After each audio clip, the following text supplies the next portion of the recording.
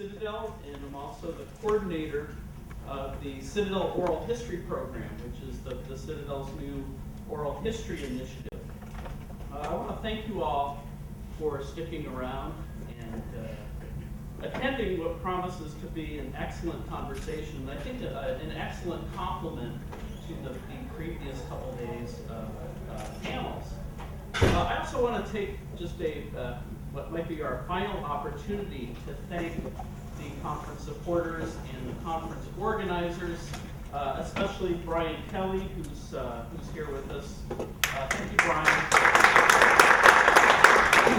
pulling off this extraordinary event. Many of the papers presented over the last 3 days have asserted the centrality of black labor struggles for understanding the 19th century South. And several have focused on strikes and protests in Charleston and the Lowcountry area. Not many historians, however, would place Charleston at the center of their 20th century labor history narrative. We are, after all, the state, we're in a state that each year kind of trades places with North Carolina as being the state with the lowest rates of unionization.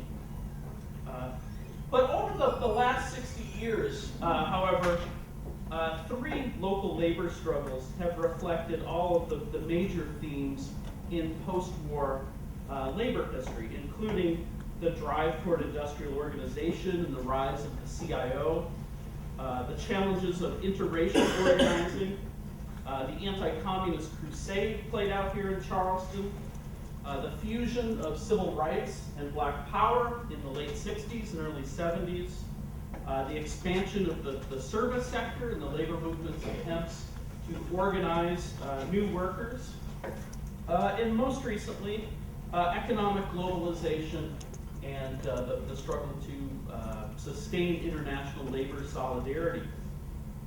And I want to say a little bit more about these 3 labor strikes, just to give you some background for the panel.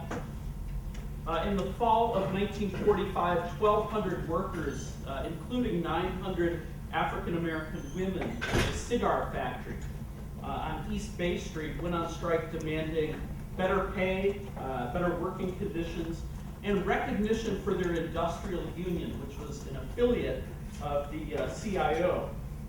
And this strike, maybe some of the 19th century historians can correct me on this, but I think this strike may have represented a high point for interracial unionism in the state of South Carolina. And while the local was soon to be a casualty of Cold War anti-communism, the strike provided a lasting gift to protest movements around the world in the form of the freedom song, "We Shall Overcome." This was a song which migrated from the streets of Charleston through the labor movement and then into the modern civil rights movement via the Highlander Center. 25 years later, in the spring of 1969, 500 African-American women went on strike in 2 Charleston hospitals, demanding an end to discrimination and the reinstatement of 12 co-workers who'd been fired for their union activity. For a few short months, the strike seemed to point the way forward for both the labor movement and the civil rights movement, as it seemed to be a possible antidote or a way forward for activists who were struggling to come to terms with the fragmentation of the movement as well as the death of Martin Luther King. So activists believed that a victory in Charleston could help re-energize and reorient the broader movement toward broad goals of economic justice and human rights while uniting youth, workers, African Americans, other minority groups, into an effective political counterweight to the rising forces of conservatism. The New York-based Health and Hospital and Healthcare Workers Union Local 1199 sent key organizers into Charleston, as did the Southern Christian Leadership Conference. Under intense pressure, including an effective boycott of the King Street businesses, the hospitals eventually agreed to rehire the strike leaders. They established a new grievance procedure, and they provided modest pay increases for the workers, bringing their hourly rates up to the federal minimum wage.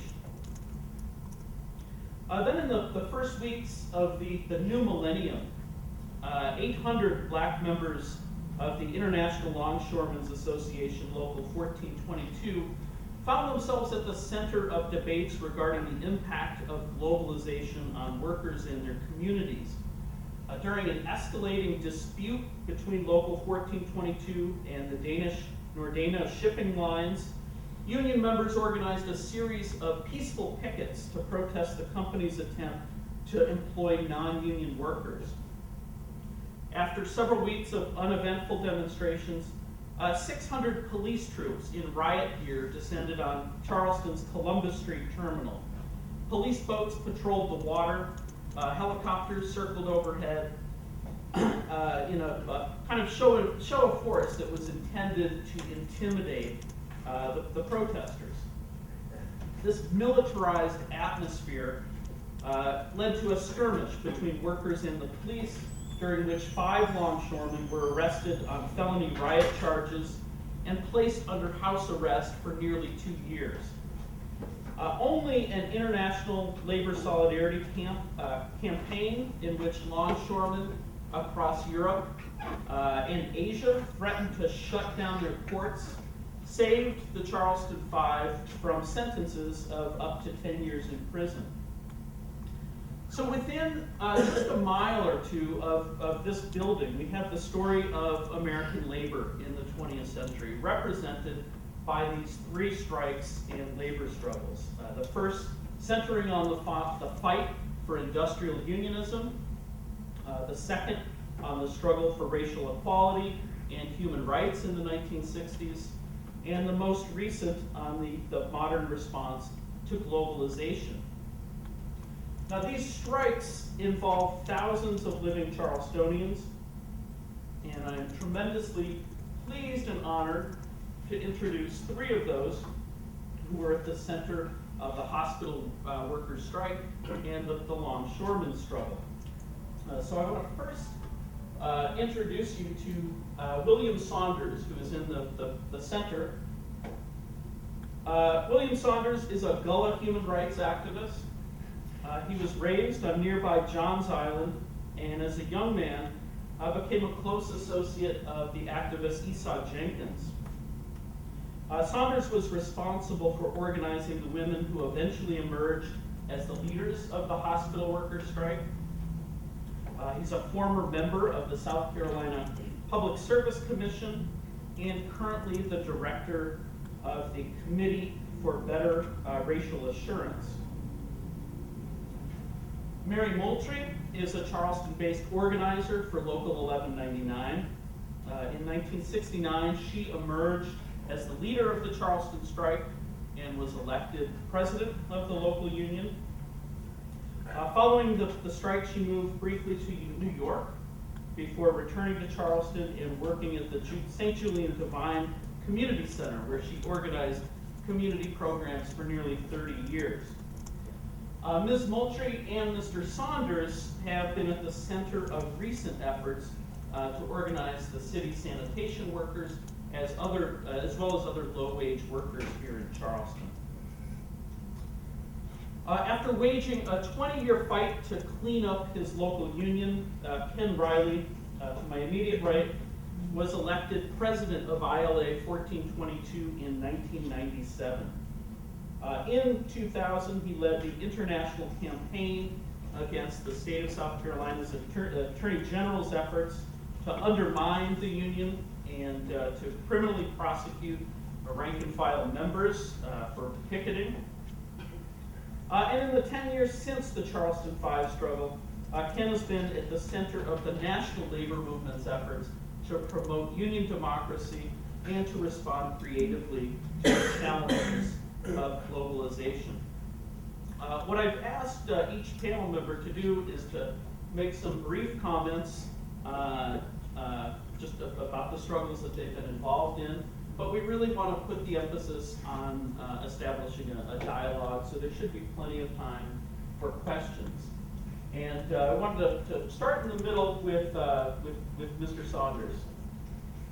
Okay, thank you. I've been fighting for freedom for about 58 years.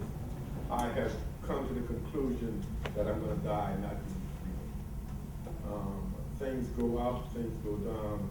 He talks about the three of us in different veins, but the three here in a boulder, the Longshoremen Union, we would not have solved that hospital strike if it wasn't for the Longshoremen. So there's a lot of history. He also talked about the 500 women and the hospital workers, but there were a lot of men. And as history is written, men have gotten excluded from that kind of going to jail, working, and having a lot of other problems. History scares the hell out of me because normally people that are involved in history doesn't have a damn thing to do with writing history. And the history are normally written many years later, and then all of the facts are just not quite available. I went to Korea when I was 16 years old. I got wounded and came back. Was told that I was fighting for freedom for Korea. But when I got back in California, I couldn't ride in the same train with the white guy that I've been fighting with for a year. Coming across America. Then I went into the Greyhound bus station in Columbia to buy a ticket back to Johns Island. And the cop came at me with a gun saying, boy, pushing on his gun, boy, you know you don't belong here. And being from Johns Island, I had no idea that I didn't have no right to go into the Greyhound bus station. So I asked the officer, I did not know that, where do I belong? And he showed me a place behind the bus station where it had a sign saying the color board the ticket. And the kind of bitterness that started in me then, I got a little bit of religion structured by Ms. Moultrie. And some of that has subsided, but again, the kind of agony, the kind of problem that we went through. And I'm hoping with Dr. Kerry and all of the other folk here that we can begin at some point to use history as a tool to help people today. Because to me, we use history the same way we use the Bible. We go to church, we read the Bible, we get excited about it, then we go back home and do nothing until the next time around. We have a history that can teach us so much about what's going to happen and how it happened. The hospital strike changed so much things in the state of South Carolina. It was not about Charleston, it was about the state of South Carolina. And the state of South Carolina was not paying minimum wage to workers that. But when the strike was over, we had an agreement, signed agreement, that the state of South Carolina would always pay 10 cents above minimum wage. We got the Human Affairs Commission out of that, with every worker in the state of South Carolina working for the state would have a grievance mechanism. One of the things when Ms. Mary Moultrie and them were acting at the university, there were no job descriptions.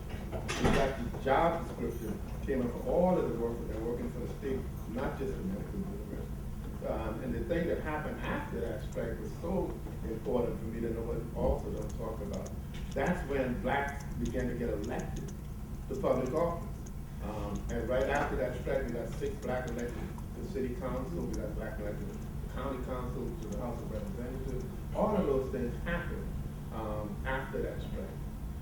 The black women got involved and get elected to the House and the county council, all of that stuff. And that was, 42, 44 years ago, or how long that was in 1970. Right now, we don't have no black women on city council. We don't have no black women on county council. We don't have no black women in the House of Representatives. What is that?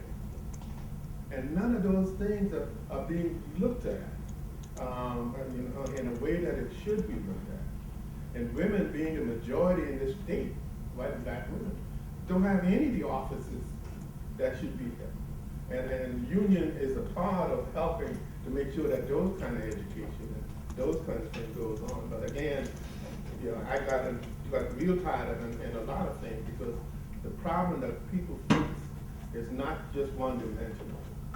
we're still having all of these other problems. And I'm gonna start at this thing, but there's a big fight going on right now